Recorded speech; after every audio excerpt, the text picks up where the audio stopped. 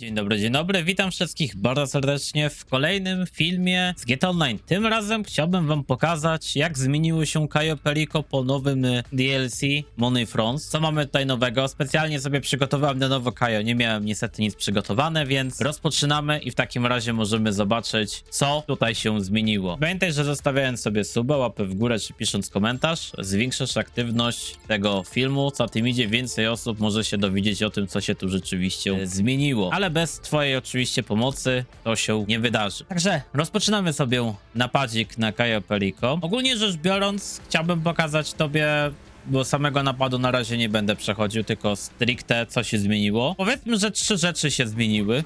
Chociaż ogólnie co to jak on się tutaj do nas zwraca, czyli Charlie, to już wcześniej było mówione. Po jakimś tam aktualizacji doszło to, że do nas mówi Charlie nagle. Ogólnie rzecz biorąc, raczej się to tyczy wszystko tylko i wyłącznie tej łódki, którą tutaj jedziemy, czyli tym Longfinem, ale zobaczymy w każdym razie. Pierwszą rzeczą praktycznie jest już tutaj, gdzie jesteśmy obok dosłownie rezydencji. Mianowicie chodzi o to, że się zrzucamy tutaj do wody i zobaczcie, co się tutaj dzieje. Jak odpalamy sobie oddycharki, zaczyna nam ten pasek migać. No, ogólnie rzecz biorąc, oddycharki działają. Jak sami widzicie, no nie tracę zdrowia, więc normalnie to działa. Także mamy pierwszego błęda. Nie wiem, czy to jest... W ogóle pytanie powinno brzmieć. I to tak autentycznie. Jakim cudem to się w ogóle zepsuło? Przecież oni nic nie robili z Cayo Perico. Ten update nie dotyczył w ogóle Cayo Perico. Nie wiem, ja nie rozumiem, jak to się dzieje, ale ciekawe, czy to jest błąd, który mogą oni po prostu tak sobie naprawić.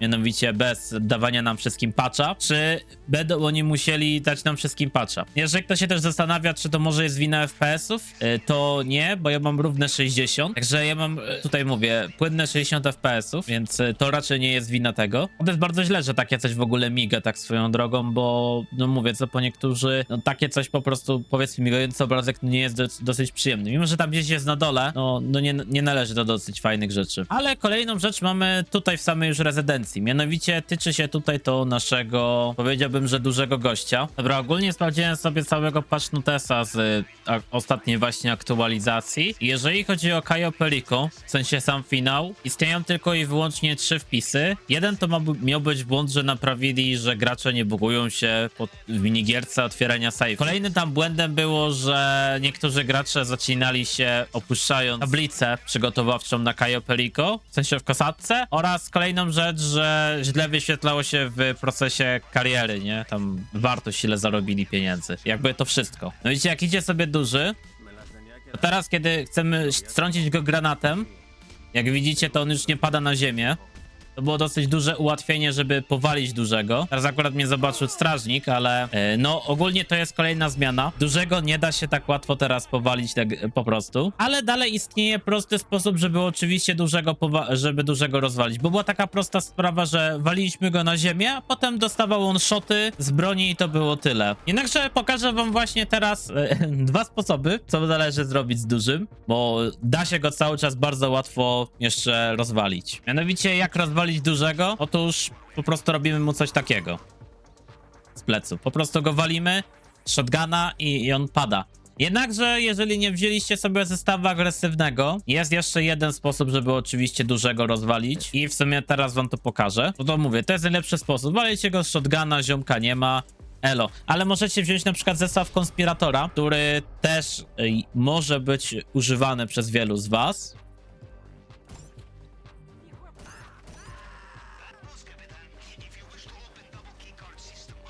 O, w ogóle widzę, że trochę chyba ulepszyli te boty, jeżeli chodzi o strzały. No i patrzcie, robię taki losowy gdzieś strzał i zobaczcie, nie ma alarmu. No teraz akurat był blisko tych, to się alarm odpalił, ale tylko jeden ziomek to usłyszał. To jest dosyć ciekawe do sprawdzenia. Muszę sobie to jeszcze zobaczyć po następnych restartach, kiedy te boty słyszą nasze strzały, bo możliwe, że mamy pewnego rodzaju ułatwienie Cayo Perico pod tym względem, że teraz nie będzie alarmu przez to, że poleciał jeden strzał troszeczkę za daleko. Raczej bym powiedział, że to jest raczej zmiana na plus. No chociaż ja bym widział tutaj jeszcze jedną fajną zmianę, którą dobrze, żeby... No dobrze, no przez to, że jest mechanika, że wykrywają ciała, że dałoby się przenosić. Wtedy byłoby jeszcze lepiej. Mianowicie, jaki jest sposób na tego dużego? Robimy mu coś takiego. Po prostu w niego się wbijamy, on się przewraca na ziemię i walimy do niego. Ja chciałem wam to pokazać, że on się rzeczywiście przewróci, ale tu mi nie wyszło z tej dodatkowej broni. Czekajcie, zrobimy jeszcze jedną próbę. Dosłownie, zobaczcie, trochę jest zmian na tym Cayo Perico. Przebiegam przez kamery i nie ma alarmu. Wcześniej od razu byłeś na kamerze i był alarm. Zobaczmy w takim razie, jak szybko... tutaj w sumie będziecie mieli teraz timer się właśnie odpala. Jak szybko będzie alarm, kiedy będę stał na tej kamerze. Wydaje mi się, że to były jakieś 2-3 sekundy. Nie jest to tak samo jak na Cayo Perico, bo na Cayo Perico na kasenie to trwało jakoś z 5 sekund. Można było na tych kamerach postać, tam akurat dłużej. Ale widzę, że jest pewnego rodzaju zmiana, bo tam dosłownie chwilkę to było. Kiedyś to nie można było w ogóle wejść w kamery, bo to od razu był alarm. Cayo Perico trochę zostało ułatwione, na to by wychodziło. Chyba że czas wykrycia, bo jeszcze jest taka ewentualnie wersja. Może się różnić w zależności od tego, jaki jest poziom trudności, bo ja to testuję wszystko na normalu, nie mam poziomu trudnego, więc ciężko mi powiedzieć. Ale nie wydaje mi się, żeby tak było.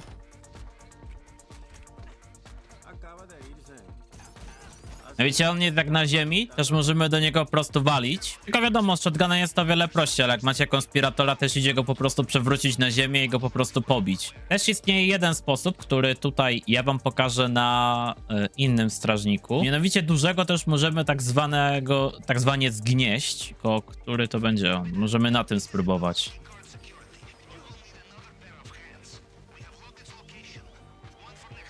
No wiecie, takie coś możemy mu zrobić, tylko że on nie może być oczywiście przodem do nas, odwrócony, tylko oczywiście plecami. Ale takie coś jest oczywiście możliwe, żebyśmy mogli sobie zrobić, żeby jeszcze w taki sposób rozwalić tego strażnika, jednakże to jest oczywiście trudniejsza sprawa. Co też tutaj chcę wam powiedzieć, że tak, da się to zrobić, jest to możliwe, ale jest to o wiele trudniejsze do zrobienia. No dobra, w takim razie, więc przejdźmy sobie do testu, mianowicie wystrzału z broni. Mianowicie często tutaj mamy jednego ochroniarza, który sobie chodzi. Możemy zobaczyć, czy jeżeli bym takie coś zrobił, widzicie, nic.